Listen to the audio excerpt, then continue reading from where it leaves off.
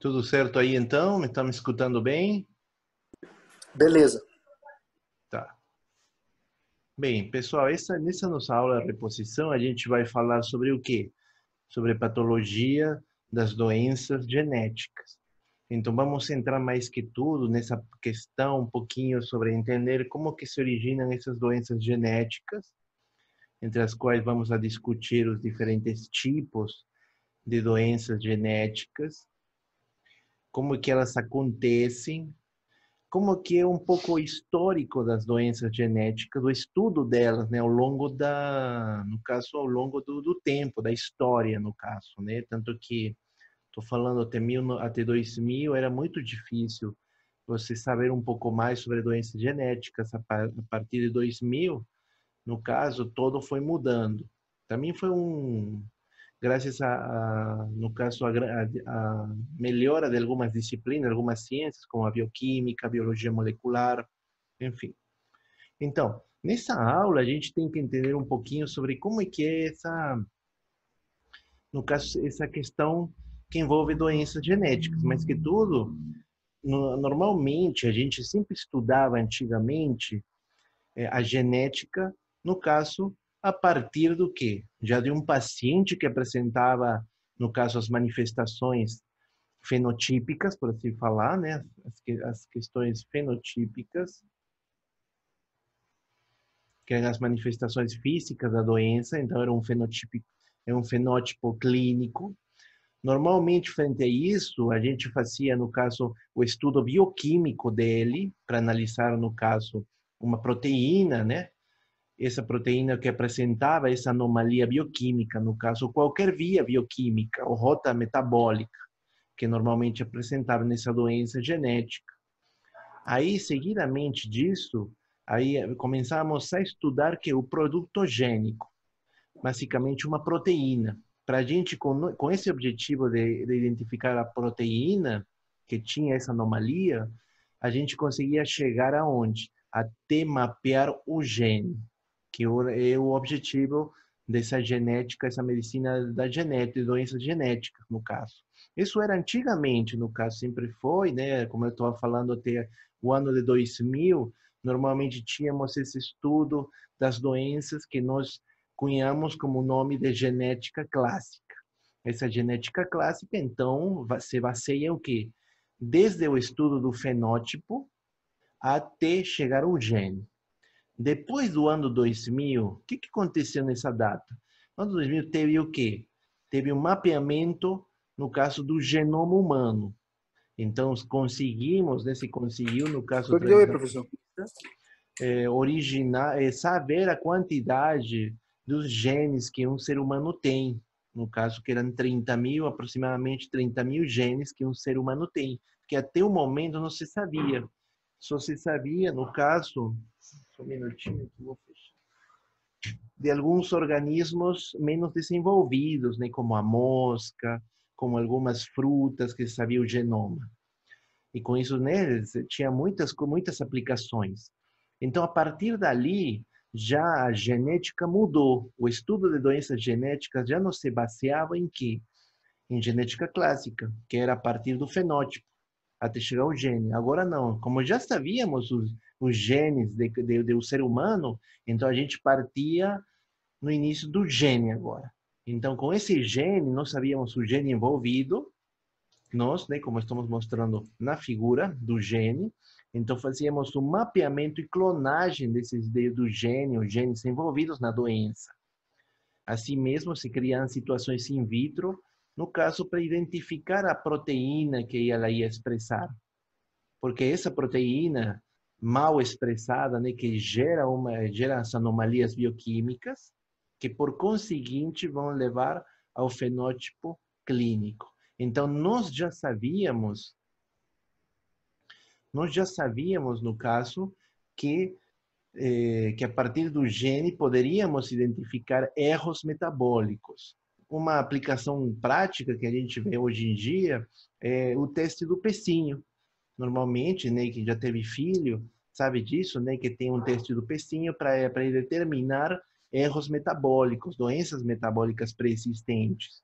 Normalmente, antigamente, né, na verdade, tem até agora alguns kits na qual detecta, se eu não me engano, até 20 doenças genéticas ou erros no metabolismo, no caso.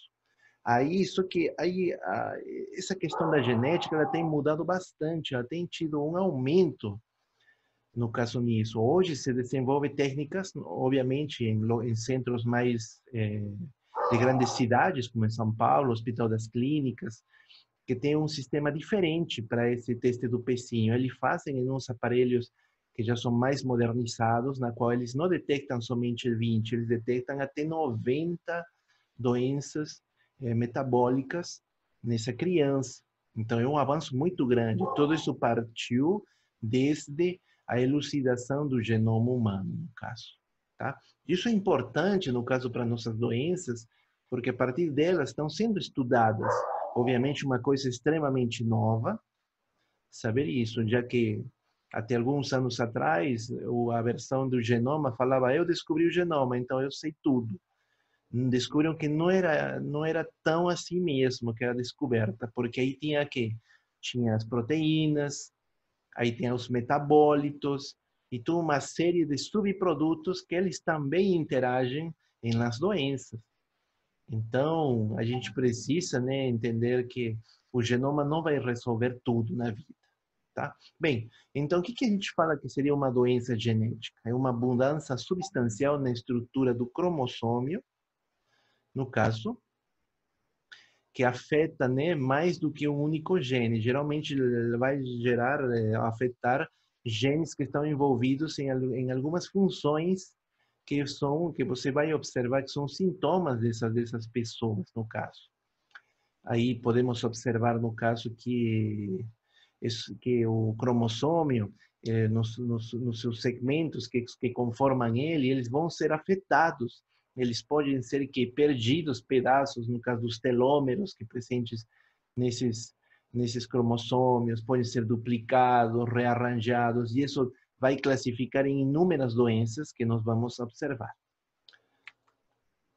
No caso, né, então, como tínhamos falado, né, tem características perceptíveis no indivíduo dessas doenças genéticas, nas quais nós falamos o fenótipo clínico, e isso é o resultado, né, da interação da constituição genética, já falamos do genótipo, características internas do gene, com o ambiente. Muitas dessas doenças interagem, não é somente uma questão genética, elas também interagem com o ambiente. Então, o ambiente também está envolvido no desenvolvimento de alguma dessas doenças genéticas. Como normalmente podemos um exemplo, pessoas gestantes, que elas podem estar envolvidas, o uso de substâncias pode alterar, no caso, o genoma, ou no caso, vários sintomas na criança que está, no caso, em gestação.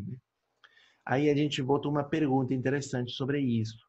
Então, todas essas doenças genéticas e não genéticas dependem tanto do genótipo como do ambiente? O que vocês me falam? A gente está perguntando se qualquer tipo de doença, genética ou não genética, vai influir o quê? O genótipo, ou seja, características internas, constituição genética dessa pessoa e também o ambiente. O que vocês acham? Que depende das duas coisas ou não? Tem alguém aí se candidata, fala alguma coisa aí? Não. Deu para entender? O fenótipo é quando você já tem algum fator genético associado, professor, e o outro é quando você desenvolve? Isso, quando no caso, a questão genética, você já tem ela, né? Então, você vai desenvolver por uma questão, no caso do ambiente, ou seja, tipo, você começa a fumar loucamente. Então, se você tem um gene que tem essa predisposição a ter um câncer, você vai desenvolver isso. Mas também, se você não afetar esse gene, também pode passar normal, sem ter desenvolver isso. Então, é independente. Tem gente que não tem esses genes, então eles não conseguem desenvolver isso. Então, respondendo essa questão, a gente chama assim, no caso, tem essa distinção, mas ela seria não por espécie e sim por intensidade da doença que vai interagir, no caso. Obviamente, se a gente fala de doenças genéticas, temos muitas diferenças na intensidade da doença. A gente coloca, vamos falar, um adenocarcinoma de mama, comparado com um síndrome de Down, são totalmente diferentes. Elas têm um historial genético, mas o grau de intensidade é variado entre essas duas doenças. Tá? Então, aí que a gente fala que da doença genética, a menor influência de fatores do ambiente sobre sua manifestação. Por isso, a gente falar que, imaginemos um câncer, vamos botar o exemplo, tem 10% aproximadamente de chances dela ser, no caso do fator genética, mas ela pode ser 80% direcionada por causas ambientais. Não sei se deu para entender essa parte. Alguém? Bom, deu para entender, então. Sim, até mesmo porque, assim, quando é realizada a coleta do preventivo, Isso. a gente sempre pergunta, né? Se tem alguém na família, algum parente que já tem caso de câncer tanto de mama quanto do colo do útero, porque a probabilidade de desenvolver é maior, mas significa também que não é porque, né, alguém da família não tem que a pessoa não vai desenvolver. Não, isso mesmo. Isso mesmo. Tanto que aí você estava falando do preventivo de doenças de colo de útero e de cérvix, né, que leva muitas vezes a neoplasias, a câncer. É engraçado, não que não seja engraçado, sino é estranho ver que em países no caso da Europa e países dos Estados Unidos, né, América do Norte, essas doenças, esses cânceres, eles quase não existem mais. A prevalência é mínima. Já em países da América Central e países da América do Sul, ainda temos prevalências nesses tipo, no caso de neoplasias ou cânceres que atingem mulheres, né, no caso como é o caso de colo de útero, né? Então, uma coisa... Mas é por questão ambiental, professor? Também a questão ambiental, mas assim, quando a gente fala a questão do ambiente, envolve muito outras características também, como culturais também. Sim, por isso que eu falo educação e saúde também, né? Isso mesmo, educação em saúde, que é muito importante por muita questão cultural da pessoa também, para entender uma doença dessas, tá? Professor, Oi. o câncer de pele, ele pode ser tanto genético ou doença não genética? Porque você falou que o fator do ambiente influencia. Em ambientes muito quentes, e onde a pessoa tem a vivência assim, de estar sendo exposta ao sol, ele pode ser uma doença não genética, né? Também, ela pode ser genética ou não genética, mas geralmente aí tem que analisar o tipo de câncer. Na verdade, câncer de pele, eles assim, tem que analisar qual tipo de câncer também, porque temos os câncer melanoma, né? Câncer melanoma, e temos os não melanomas, que aí tem outro tipo, são outros tipos de câncer que também atingem a pele. Mas eles também são provocados, muitas vezes são genéticos, como vou te explicar, o carcinoma epidermoide escamoso, que ele atinge a pele e ele é característico da pessoas afrodescendentes. Então, a tendência genética para esse tipo no caso de etnias, é assim mesmo, mais do que para etnia branca, né, no caso. E assim vai. Agora, melanoma, já ele é muito, mas está também envolvido mais com a questão do ambiente, no caso, né? Tem se visto casos, enfim, quando eu entrar na parte de neoplasias, a gente vai explicar um pouco mais, porque na questão do melanoma se fala bastante que ele não é por causa solar, como normalmente o povo fala, né? Ai, não sei o quê, questão do sol, enfim. Não é muito. Ao contrário, por muitas vezes, deficiência, no caso de proteínas e vitaminas na pele, como no caso, nem o próprio sol também. Fizeram um estudo envolvendo, sabe, os agentes de correio que eles entregam, e encontraram que tinha agentes do correio que eles tinham, como chama, tinham câncer melanoma, mas aonde? Aqui na altura, no caso da axila, regiões onde o sol não atinge. E aí você se pergunta, mas e o sol? Como que conseguiu ter, no caso, o melanoma nessas regiões onde o sol não atinge? Então aí se levou também uma série de estudos envolvendo também, né, a questão ambiental Mas não deixa de ser, como se fala, não deixamos de pensar que também a genética ela tem envolvido um 10% aproximadamente. Obviamente depende da região que atinge também. Tá bom? Agora, quando a gente estuda doenças genéticas, a gente tem que entender muito bem o que? O cariótipo humano, porque para a gente estudar doenças genéticas, a gente tem que saber muito bem os cromossomos. E para isso, nós precisamos entender o cariótipo humano. O cariótipo humano é o conjunto cromossômico, é a constante cromossômica diploide, ou 2N. São os pares. Lembra que a gente fala, você tem 23 pares de cromossomos, né? Beleza, então você está falando 23 pares, 2 vezes, que seriam, no caso, 46 cromossomos que temos. Mas normalmente você fala 23 pares de uma espécie, que está se estamos mostrando, né, na figura aqui, que são eles, né? Tem os 23, tá? Aí vamos ter, né, as diferenças entre eles, se são autossômicos ou sexuais, no caso. Outra coisa interessante para ver quando a gente estuda ele, depende onde você vai estudar ele. No caso, quando a gente fala, podemos falar através dos linfócitos, células de defesa. Então, podemos estudar a partir deles, no caso, ou de outro tipo de células humanas, como são os fibroblastos da pele ou do âmbio, né? No caso, que é uma membrana extraembrionária, no caso. Mas eles são demorados, né? No caso, para cultivar essas células é um estudo muito demorado. Então, a gente prefere utilizar, no caso, preparações da medula, do externo ou da crista ilíaca, no caso. É mais utilizado, obviamente, da crista ilíaca pela facilidade, né, de obter essa amostra, no caso.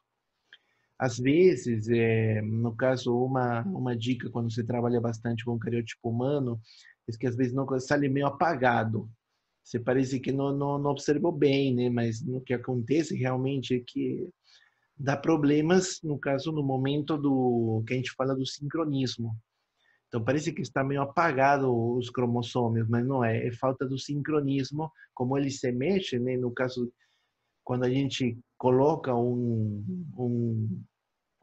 princípio, no caso, coloca um ingrediente para eles ficarem retinhos, né? No caso, e não se mexer e poder observar melhor, né?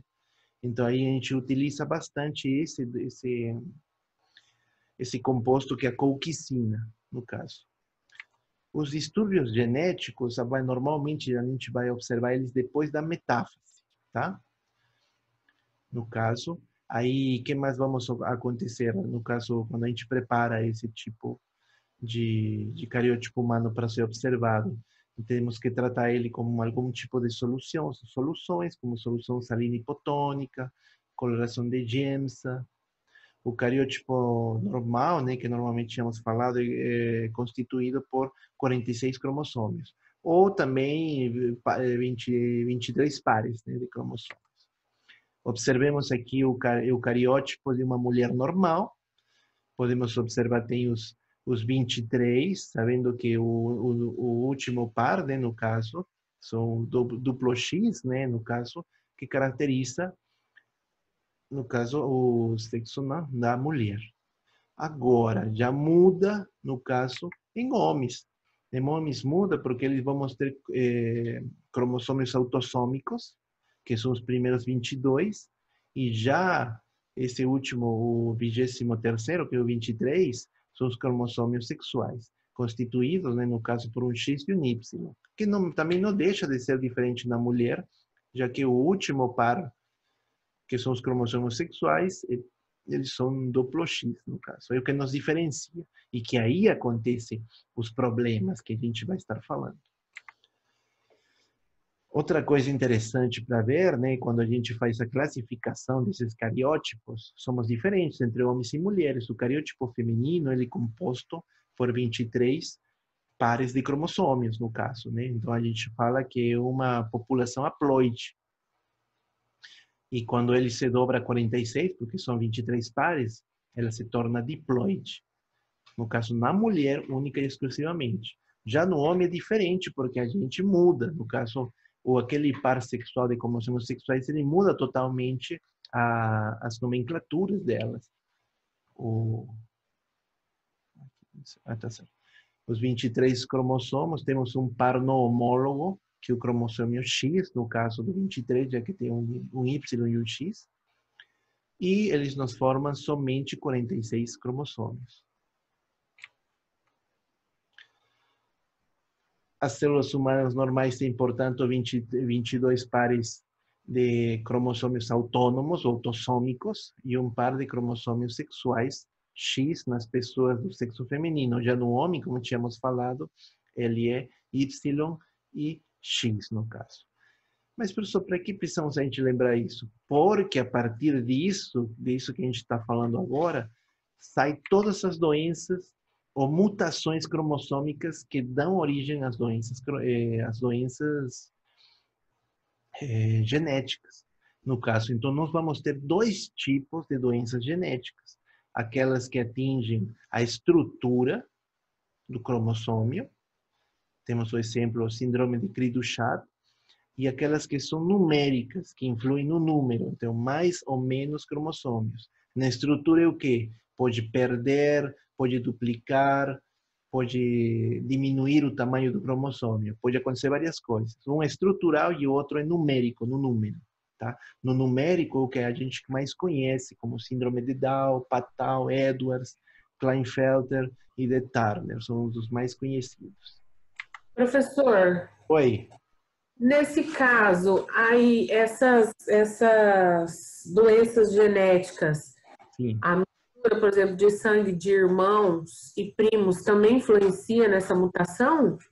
Então, na questão, quando tem, né, essa questão, elas inibem, não, que aqui é mais forte a questão, né, elas vão inibir erros, na verdade, vão produzir erros metabólicos.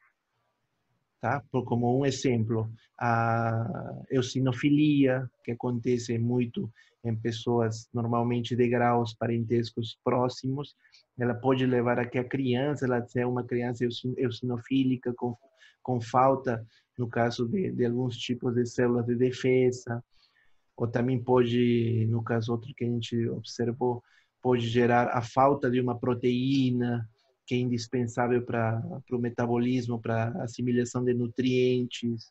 É mais que tudo sintomas que ele vai provocar, carências, deficiências. Já quando o grau é muito alto, né, tipo, são graus consanguíneos muito próximos, e aí os erros são maiores. Ele pode provocar o quê?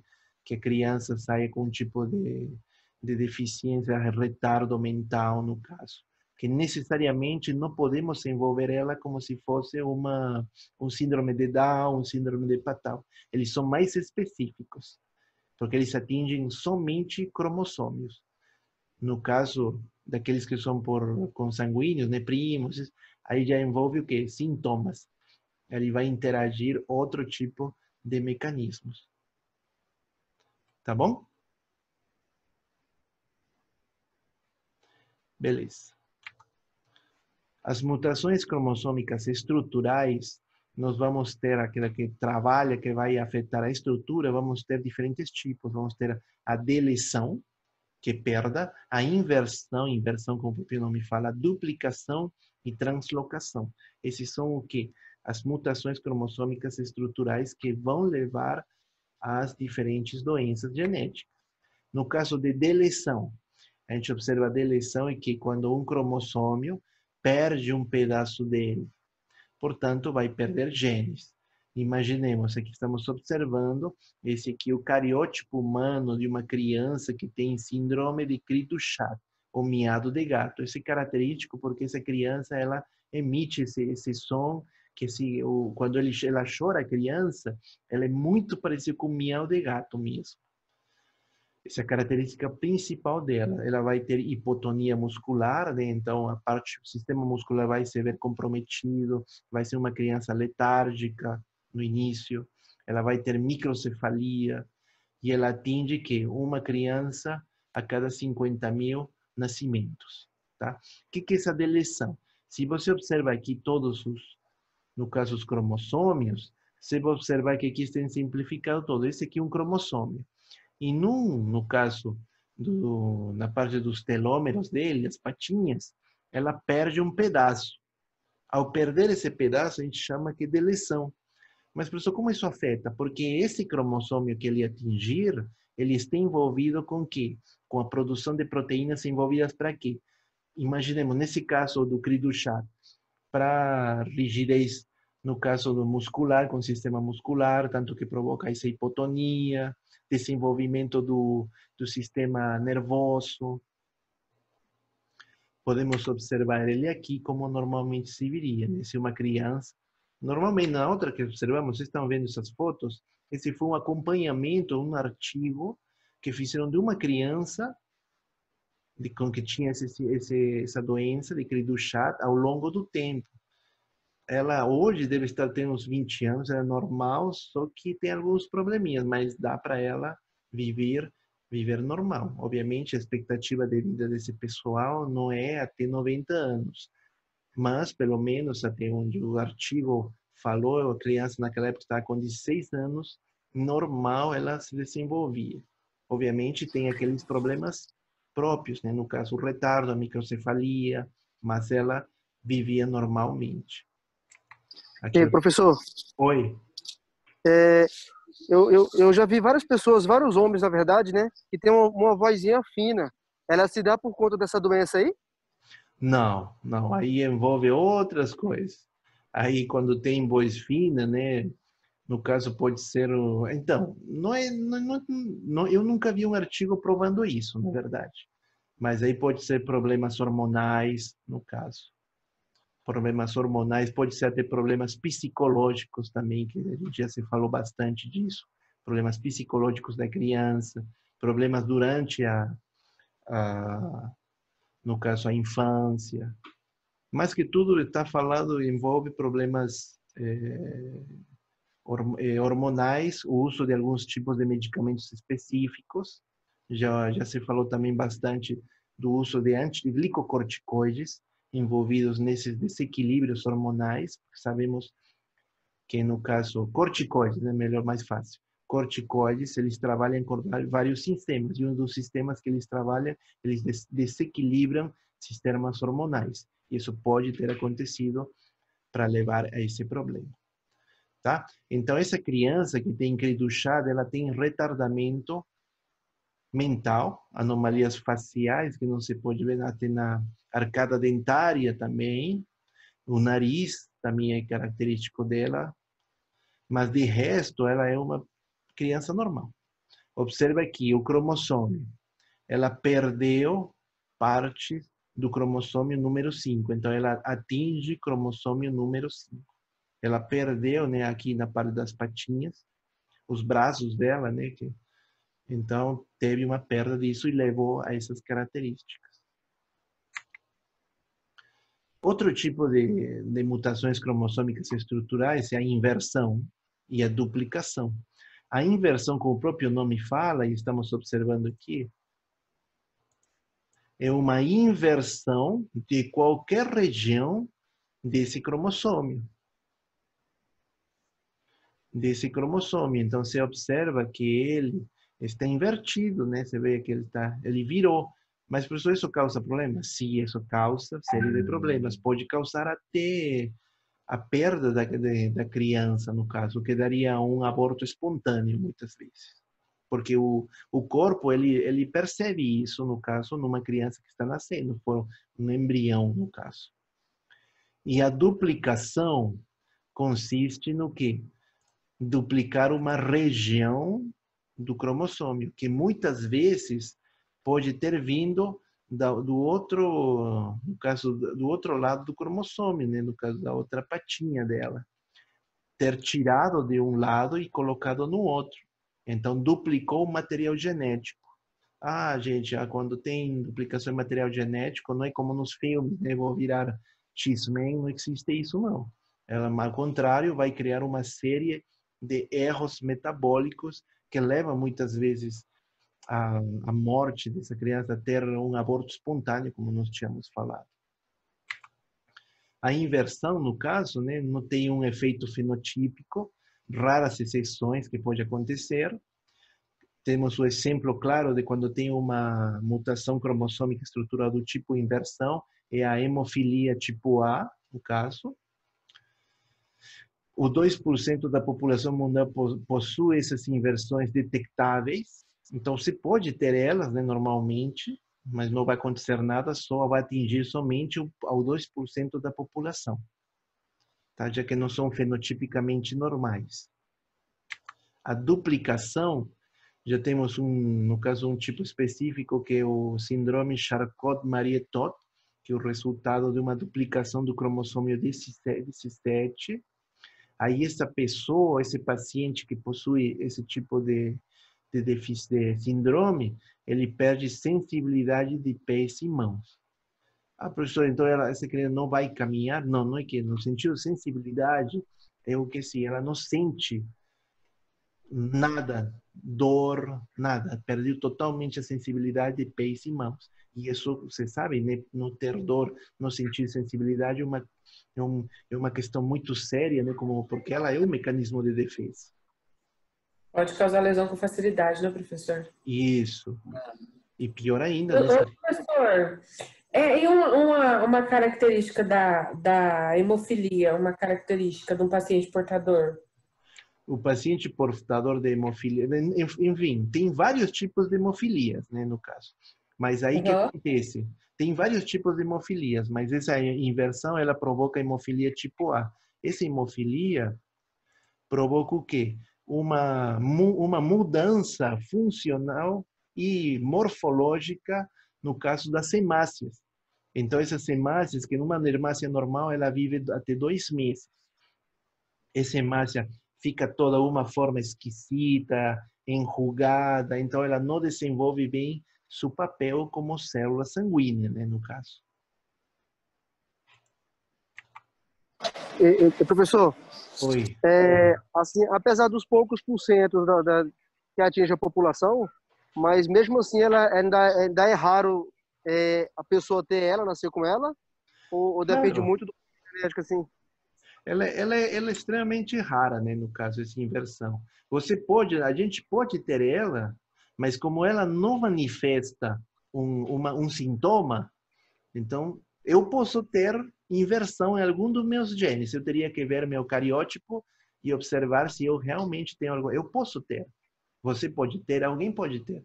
Mas o problema é que desde as pessoas que têm somente o 2%, tem aquelas que são detectáveis, que a gente pode observar e que pode, no caso, apresentar um sintoma, né?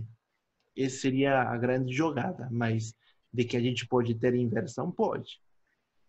Por ser um fator de coagulação, então, por exemplo, se uma pessoa que possui essa hemofilia... Sim, então vai dar problemas nos fatores de coagulação.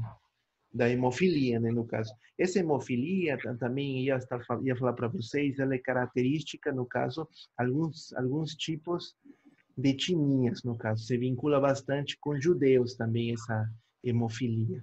E alguns tipos de câncer, né? Gente, doenças genéticas é uma coisa pouco descoberta e também pouco estudada. Porque, como eu falei para vocês, começou a se ver de outra maneira a genética somente a partir do ano 2000. Passaram 20 anos, mas a gente não sabe praticamente quase nada sobre isso. Esse seria a inversão, no caso, né? Já a duplicação tem poucas síndromes conhecidas, né? Só aquele que a gente falou do Charcot-Marie-Tooth, né? No caso, que tem o paciente que perde sensibilidade de pés e mãos e afeta o cromossomo 17, desculpa. A translocação... Oi. Professor, só um detalhe aqui. Essa questão de estudar a genética, assim, você falou que começou em 2000. É um dado mundial ou somente o Brasil que iniciou esse tempo? Não, isso aí é um dado mundial, porque foi a partir da elucidação do genoma humano. Ah, professor, mas antes você estudava? Sim, você estudava, mas era muito difícil, Francisco. Porque antigamente, para você saber de um gene, você tinha que fazer, era muito trabalhoso. Para sequenciar um gene, saber que esse gene dessa pessoa que tem uma doença genética, saber qual que é, era muito, muito demorado. Era muito demorado. Eu tive a oportunidade, eu trabalhei um pouquinho com essa parte, não de genética, eu trabalhei mais com a parte de proteômica, que é proteínas, Mas meus colegas, muitos deles trabalhavam com genética, eles falavam que muito tempo antes era muito difícil. Então, hoje em dia mudou bastante, né? Mas mesmo assim é caro trabalhar com essas doenças. E antigamente era mais caro e não todo mundo trabalhava com isso, né? Obviamente. Beleza. A translocação, translocação quando passa, no caso de um bracinho do cromossomio para outro, é uma translocação, uma transferência de um lugar para o outro. Nós vamos ter dois tipos, né? A simples ou não balanceada, a recíproca ou balanceada. Essa não balanceada com o cromossomio recebe um segmento de outro cromossomio, e a recíproca, no caso, quando dois cromossomos não homólogos, estamos falando aí já de, no caso se fossem homem, se recombinam, ou quando tem alguma quebra, no caso de alguns dos telômeros desse, no caso desse cromossomio, né? Vamos observar aqui na figura, fica mais claro ainda, né? Essa simples ou não balanceada, observem aqui, né? Todo isso aqui é um cromossomio. Aí teve o que? Vai translocar esta região que está assinalando aqui, vai para onde? Aumentar a parte do outro cromossomio. Isso gerou o que? Uma translocação, um erro genético. E, professor, como isso vai levar, no caso, o paciente? De muitas maneiras. Porque pode intervir no sistema nervoso, desenvolvimento nervoso vai ser atingido, no caso. E várias outras, dependendo do tipo, no caso o pedacinho que ele, do cromossomio que atingir, no caso, né? Porque dentro desses cromossomos tem 1 milhão de genes, no caso. Que aí é onde trabalha o gene que regula o quê? Regula o aproveitamento de insulina, produção de insulina, produção de glucagon, produção, no caso de algum outro tipo de hormônios. Então, se essa região ela é translocada, pode parar, no caso, a produção dessas substâncias, a partir do cromossomio. Observa o perigoso que isso é.